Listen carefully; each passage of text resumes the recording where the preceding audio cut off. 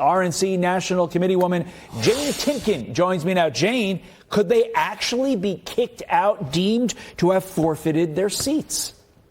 I mean, it's quite possible. This never ends well for the Democrats. This is another shenanigan they're trying to pull. And to hightail it out to Chicago, I know it's hot in Texas, but they got to get back to work.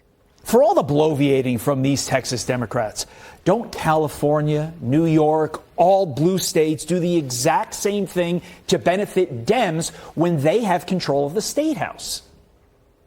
Absolutely. They do this all the time. And we see it, as you said, in New York and California. This is Eric Holder's plan, Obama's former attorney general. They have been determined to redistrict themselves into power for quite some time. And Republicans should stand strong and not put up with this nonsense. Democrats need to do their job unless they don't want to do it anymore, and then they can lose their job. An interesting part of all this, Congresswoman Jasmine Crockett, very, very vocal recently, could be vulnerable because of this redistricting. And as you might imagine, she is not happy about it. Let's listen. I do think it's important for us to have the conversation around the fact that this is bigger than Texas. This isn't just about the 5 seats in Texas. This is about a power grab.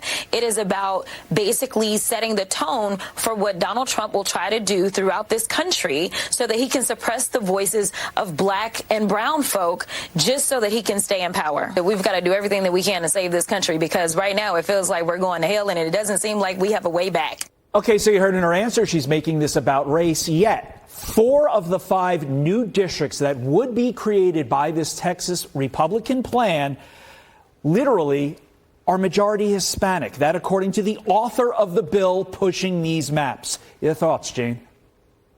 Well, of course they're going to push the race card. This is really not about race. It's about making districts that are fair. We've seen that the Democrats have abused this system in other states. Republicans should stand strong. Districts are redrawn all the time because of population changes. I'm sure that Jasmine Crockett is worried about her job, but I'm sure she'll find another one. Meantime, Democrats stuck between a rock and a hard place, some leaning toward far left leaders and others trying to recruit military veterans to run for office. Sort of a two-parter here. Do you think they can even get military veterans to run when the party has gone so far left, supporting people like Zohran Mamdani? And if they ultimately are able to be successful getting those individuals to run, do you think it will work? Will they be able to win the midterms by going veteran?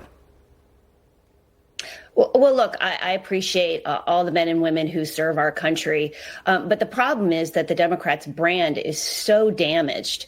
We see their approval rating at record lows. And the reality is, I think the American people have woken up and seen what the Democrats have been up to. And their agenda is quite frankly, anti-American. They're the party that's out there championing burning the flag with rampant anti-Semitism. Which Americans have rejected. The Republican Party is about the working class, the blue collar men and women, safe and secure borders. You saw what happened with the passage of the One Big Beautiful Bill. This is championing America and American workers and American taxpayers. Democrats really have no cohesive message. And as I said, I appreciate the servicemen and women who want to stand up, but they are in the wrong brand.